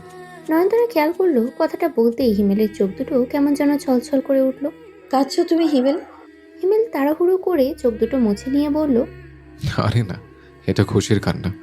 আসলে আমার মনে হচ্ছে এবার থেকে আমাকেও কেউ সেভাবে ভালোবাসবে যেভাবে আমি আমার বাবাকে ভালোবাসি। আসলে কখনো বলা হয়ে ওঠেনি বাবাকে। তবে জানো তো তারা, আমি বাবাকে খুব ভালোবাসতাম। আমার ছেলে মেয়ে যেই হোক না কেন, আমি ওকে শেখাবো যে শুধু দিনরাত মাকে ভালোবাসি বললেই চলবে না, বাবাকে একটু বলতে। আমি আমার বাবাকে এই কথাটা বলতে পারিনি, তবে আমি চাই আমার সন্তান যেন আমায় এই কথাটা বলতে পারে। ঠিক আছে, চিন্তা করো না, আমি ওকে শেখাবো, খুব যত্ন করে শেখাবো। হ্যাঁ, তুমি শেখিও। আমি হয়তো ঠিকভাবে শেখাতে পারবো না, একদম তুমি তোমার শিক্ষায় বড় করবে ওকে। আমি তো চাই একটা কাজল আসুক একদম আমার তারার মতন। আমি ঠিক করেছি আমি আমাদের কাজলকে খুব সময় দেব, যেন ওর কখনো ওর বাবার অভাব বোধ না হয়। অফিস থেকে ফেরার পর আমি সবসময় ওকে করে নিয়ে থাকবো। রাতে ওকে ঘুম পাড়িয়ে দেবো। মাঝরাতে ঘুম ভেঙে কান্না করলে আমি ওকে আবার আমার বুকে নেব। ওকে আমি প্রতি সপ্তাহে ঘুরতে নিয়ে যাব, ছুটির দিনগুলোতে ঘুরতে নিয়ে যাব। আমি নিজে পছন্দ করে ওকে সব কিছু কিনে দেব। ওর যা পছন্দ হয় আমি সব কিনে দেব। নয়নতারার হিমেলকে দেখে কেন যেন মনে হলো যে শুধুমাত্র খুশি আর উত্তেজনা থেকেই হিমেল এই কথাগুলো বলছে না। এই কথাগুলোর পেছনে যেন হিমেলের কোনো একটা চাপা কষ্ট লুকিয়ে আছে। একটু এগিয়ে গিয়ে হিমেলের কাঁধে হাত রেখে বলল, কি হয়েছে তোমার হিমেল? তোমার দেখতে আর অদ্ভুত লাগছে কেন? হিমেল আরেকবার চোখের জলটুকু মুছে নিয়ে বলল, জানো তারা, আমার এখনো মনে আছে একবার ঈদের চাঁদ রাতে বাবা আমাদেরকে নিয়ে বেরিয়েছিল ঈদের জামা কিনে দেবার জন্য। আমি জানতাম বাবার হাতে খুব বেশি টাকা ছিল না। মার্কেটে গিয়ে দেখলাম জামা কাপড়ের খুব দাম বেশি ছিল। কাপড়ের দামগুলো শুনতেই বাবার মুখটা কেমন যেন শুকিয়ে যাচ্ছিল। আমি, আপা, ভাইয়া তিনজনে বুঝতে পারছিলাম যে বাবার সামর্থ্যের বাইরে ছিল সেই দামগুলো। তিনজনকে জামা কাপড় কিনে দেওয়া তো কম বড় ব্যাপার না, তাই না? কথাটা বলে হিমেল একটু থামলো, একটু বিরক্তি নিয়ে ফের বলল, জানো, তারপর এক পর্যায়ে গিয়ে বাবা আমাদের তিনজনকে নিয়ে মার্কেট থেকে বেরিয়ে এলো। বুঝতে পারছিলাম বাবা আমাদের কিছু বলতে চাইছে, তবে অস্বস্তি হচ্ছে। অনেকক্ষণ চুপ থাকার পর বাবা আমাদের বলেছিল যে এত দাম দিয়ে যদি জামা কাপড় কিনে দেয় তবে ঈদের বাজার করতে পারবে না, তার থেকে বরং যে টাকাটা আছে সেটা দিয়ে আমাদেরকে একটু বাইরে ফুচকা খাওয়াবে আর শ্যামের চিনি কিনে নিয়ে যাবে। নয়নতারার নিজের চোখ দুটো ভিজে উঠল। সামনে তাকিয়ে দেখলো হিমেলের চোখ দিয়ে অনবরত পানি ঝরছে। কাঁদছো কেন তুমি এভাবে? কেঁদো না হিমেল। জানো তারা, ঈদের দিন আমাদের বাড়িতে শুধু শ্যামাই রান্না হতো, আর বিশেষ কিছু রান্না হতো না। তবে যবে থেকে আমরা দুই ভাই চাকরি করি, ঈদের দিন আমাদের বাড়িতে অনেক কিছু রান্না হয়। তবে না, মা কিছু মুখে তুলতে পারে না, আমি কিংবা ভাইয়া কিছু মুখে তুলতে পারি না। বাবার কথা মনে পড়ে? হিমেল এবারে নিজেকে কোনো মতেই সামলাতে পারল না। নয়নতারাকে জড়িয়ে ধরে টুকরে কেঁদে উঠে বলল, খুব মনে পড়ে তারা, বাবার কথা খুব মনে পড়ে। ঈদের দিন ওই খাবারগুলো দেখলে কোনো মতে গলা দিয়ে নামতে চায় না। আমার বাবা বেঁচে থাকাকালীন আমাদের তো মাঝে মাঝে ঈদের জামা কাপড় কিনে দিত, তবে আমার বাবা আর মা কোনো দিন কেনেনি। মাস শেষে যখন এত টাকা বেতন হাতে পাই তখন খুব আফসোস হয় জানো। মনে হতো আমার বাবাকে একটু সুখ কিনে দিতে পারলাম না। মানুষটা সুনর হাত আর এক বুক হাহাকার সময় তো বিদায় নিল। মনে হয় বেতনের সম্পূর্ণ টাকা যদি আমি আমার বাবার হাতে দিতে পারতাম খুব শান্তি পেতাম। সেজন্য আমার মায়ের হাতে দেয় বেতন। নয়নতারা হিমেলের পিঠে মাথায় হাত বুলিয়ে সান্ত্বনা দিয়ে বলল, কেঁদো না, আমি জানি এটা অনেক কষ্টের, তবে ধৈর্য ধরতে হবে তোমায়। আমি কখনো কাঁদি না তারা, তবে আমি বুঝতাম আমার বাবার কষ্ট হতো আমাদেরকে তাদের প্রিয় খেলনা জামা কাপড় ভালো স্কুলে পড়াতে না পারার কষ্ট হতো। এই কষ্টটা আমি আমার বাবার মুখটা থেকে বুঝতাম। আমার আফসোস নেই এগুলো নিয়ে, তবে অপূর্ণতা তো অনেক আছে। কষ্ট হতো আমি শুধু চাই আমার ছেলে হোক বা মেয়ে, সে যেন কখনো এই কষ্টটুকু না পায়। আমি ওকে সব দেব। সন্তানের বাবার অসহায় মুখটা দেখতে যে ঠিক কতটা কষ্ট হয়, আমি চাইনি সেই কষ্টটা আমার ছেলে বা মেয়ে কখনো পাক। নয়নতারা নিজের চোখে জল মুছে বলল, ইনশাআল্লাহ পাবে না, আমরা দুজন মিলে চেষ্টা করব, আমরা সব দেব ওকে। হিমেলদের বাড়ি থেকে ফিরতে আকবর সাহেবদের বেশ অনেকটাই রাত হলো। আজ নাফিস আর শক্তিও গিয়েছিল। এই প্রথম ওনারা চারজনে নয়নতারার শ্বশুর বাড়িতে গিয়েছিল। হিমেল আজকে ফিরতে দিতে রাজি ছিল না, তবে আকবর সাহেব কিংবা বাকি কারোরই আর সেখানে রাতটুকু কাটাতে মন চায়নি। সারাদিন যেখানেই থাকুক না কেন, রাতটুকু নিজের বাড়িতে না কাটাতে পারলে ঠিক ভালো লাগে না, তাই ফিরে এসেছে। বাড়ি ফিরে ওদের বাড়ির সামনে যে মাচাটা ছিল তার উপরে কাউকে একটা বসে থাকতে দেখলো। একটা মেয়ে বসে আছে। দূর থেকে ওরা মেয়েটার কান্নার আওয়াজ শুনতে পেল। একটু কাছে এগিয়ে যেতেই বুঝতে পারলো ওটা নাফিসা। এত রাতে বাইরে বসে কাঁদছে কেন? সবার কপালে গাঢ় ভাঁজ সৃষ্টি হলো। সবারই কৌতূহল হলো জানার জন্য যে নাফিসার কি হয়েছে, তবে কেউ আর কিছু জিজ্ঞেস করতে পারলো না। নাফিসার সাথে আপাতত এখানে টুকটাক যা কথা বলার তা বলে একমাত্র শক্তি। যদিও আগের তুলনায় দুজনের কথাবার্তা অনেকটাই কমে গিয়েছে। শক্তি এগিয়ে গিয়ে জিজ্ঞেস করলো, কি হয়েছে নাফিসা? কাঁদছো কেন এভাবে বাইরে বসে এত রাতে? কারোর কণ্ঠ কানে যেতেই নাফিসা মাথা তুলে তাকলো। সামনে দাঁড়িয়ে থাকতে দেখলো ওর বাবা, মা, ভাই আর ভাবিকে। ওদেরকে দেখতেই নাফিসার কান্না আরো বাড়লো। শক্তি আবারও জিজ্ঞেস করলো, কি হলো, কাঁদছো কেন? আর এত রাতে বাইরে কি করছো? নাফিসা ক্রন্দনরত গলায় বলল, বাইরেই ভালো আছি, বাড়িতে যাব না। গেলে সোহানের মায়ের চেঁচামেচি শুরু হয়ে যাবে। ওই মহিলা একটুও শান্তিতে থাকতে দেয় না আমাকে। কেন, কি করেছে? আর সোহান কিছু বলে না ওর মাকে? ও কি বলবে? ওর মা তো ওকে নিজের আঁচলের সাথে বেঁধে রেখেছে। নাফিস গম্ভীর গলায় বলল, ঝামেলাটা এখন লেগেছে কি নিয়ে? সোহানের চাকরি চলে গেছে। ওর মা সমানে আমাকে চাপ দিচ্ছে যেন আমি আমার বাপের বাড়ি থেকে টাকা এনে মাসে মাসে সোহানকে পাঠাই, যতদিন না ও চাকরি পাচ্ছে। ওর থাকতে সমস্যা হচ্ছে ওখানে। কেন, ওর বাবা পাঠাতে পারে না? পাঠাবেন না উনি, আমাকে নাকি ব্যবস্থা করতে হবে, না হলে নাকি আমাকে বাড়ি থেকে বের করে দেবে। আর সোহান কিছুই বলে না? ও কি বলবে? ও তো নিজেও আমাকে বাড়ি থেকে বের করে দিতে চায়। ঠকিয়েছে ও আমায়। ভালোবাসার নাটক করে বিয়ে করেছে, আর বিয়ের 1 বছর হতে না হতেই বেশি হয়ে গেছি আমি ওর কাছে। সবটাই শুনলেন আকবর সাহেব। নাফিসা আর চোখে বেশ কয়েকবার ওনার দিকে তাকালেন। নাফিসা ভেবেছিল আজকে অন্তত মেয়ের অসহায়ত্ব দেখে আকবর সাহেবের মনটা হয়তো একটু গলবে, হয়তো একটু কাছে এসে মাথায় হাত বুলিয়ে সান্ত্বনা দেবে, কিংবা শ্বশুরবাড়িতে গিয়ে সবাইকে কিছু কথা অন্তত বলে আসবে। তবে নাফিসার সেই সমস্ত আশা মিথ্যে করে দিয়ে আকবর সাহেব চুপচাপ ওকে পাশ কাটিয়ে ঘরে চলে গেলেন। ওনার পিছে পিছে মারুফাও চলে গেল। বিস্ময়ে নাফিসার মুখ হাঁ হয়ে গেল। বাবা না হয় চলে যেতেই পারলো, তাই বলে ওর মাও চলে গেল এইভাবে। কারোর কি তবে নাফিসার জন্য বিন্দুমাত্র কোনো চিন্তা হলো না? নাফিসার কান্না আরও বাড়ল। সামনে দাঁড়ানো নাফিসার শক্তিকে উদ্দেশ্য করে বলল, তোমরা আবার দাঁড়িয়ে আছো কেন? যাও, তোমরাও চলে যাও। নাফিস বিরক্তিতে নাক মুখ কুচকে বলল, যাওয়ার হলে ঠিকই চলে যাবে। তুমি ঘরে যাও আগে। এত রাতে বাইরে থাকা ঠিক না। নাফিসা জেদি গলায় বলল, যাব না আমি। ঘরে গেলে আবার ওর মায়ের চেঁচামেচি শুরু হবে। তুমি দেখো ভাইয়া, এই মহিলা কোন দিন না আবার আমার কিডনি বেচে ছেলেকে টাকা পাঠায়। সুপ্তি একটু শব্দ করেই হেসে উঠল। ওকে হেসে উঠতে দেখে নাফিসার রাগ যেন আরও বাড়ল। তেতে উঠে বলল, হাসবেই তো এখন তুমি। তোমাদের তো সুখের দিন, সুখের সংসার। যত জ্বালা হয়েছে আমার। সুপ্তি ব্যঙ্গাত্মক গলায় বলে উঠল। সে তো হওয়ারই ছিল। নাফিসা চোখ রাঙিয়ে বলল, শোনো ভাবি, এত ভালো মানুষের নাটক করতে এসো না আমার সাথে। সোহানের সাথে আমার সম্পর্ক থাকাকালীন পুরো বিষয়টা তুমি খুব ভালোভাবেই জানতে, আর আমাকে সাহায্য কেবলমাত্র তুমিই করেছিলে। তাই বলছি, আমার সাথে ভালো মানুষের নাটক করতে এসো না। নাফিসার মুখ থেকে কথাটা শুনতেই নাফিস ভ্রু কুচকে সুপ্তির দিকে তাকিয়ে প্রশ্নাত্মক গলায় জিজ্ঞেস করলো, শক্তি, তুমি জানতে এই বিষয়গুলো? সত্যি কি নাফিসার সাথে সোহানের সম্পর্কে তুমি ওকে সাহায্য করেছিলে? তুমি সবটা জানতে? সুপ্তি আমতা আমতা করে বলল। হ্যাঁ, মানে নাফিস আমাকে বলেছিল সবটা। সুপ্তি আরও কিছু বলতো, তবে তার আগেই নাফিসা আবারও বলে উঠল, আমি তোমাকে জানাইনি? তুমি নিজেই খুব ভালোভাবে সবটা জেনেছিলে। তুমি যে কেমন মেয়ে সেটা আমি খুব ভালো করেই জানি। নয়নকে তো তুমিও সহ্য করতে পারতে না, এখন খুব প্রিয় হয়ে গেছে, তাই না?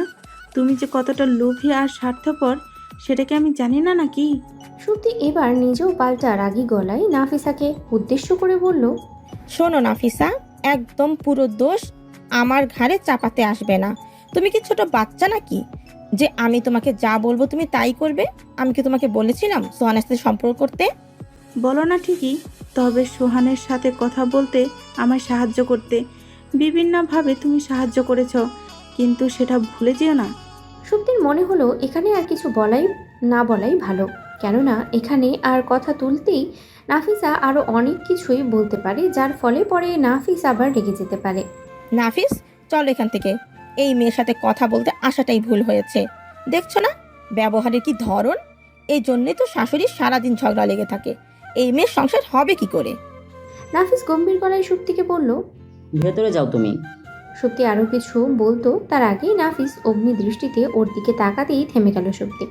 বাধ্য হয়েই চলে গেল সেখান থেকে। সুপ্তি চলে যেতেই নাফিস প্রশ্নাত্মক গলায় নাফিসাকে উদ্দেশ্য করে বলল, হঠাৎ করে সোহানের বদলে যাওয়ার কারণটা কি? নাফিসা কোনো উত্তর দিল না, চুপচাপ বসে থাকলো। কিছুক্ষণ অপেক্ষা করার পর নাফিস ফের বলে উঠল, আমি কিছু জিজ্ঞেস করেছি নাফিসা, তোকে উত্তর দে। নাফিসা আমতা আমতা করে বলল,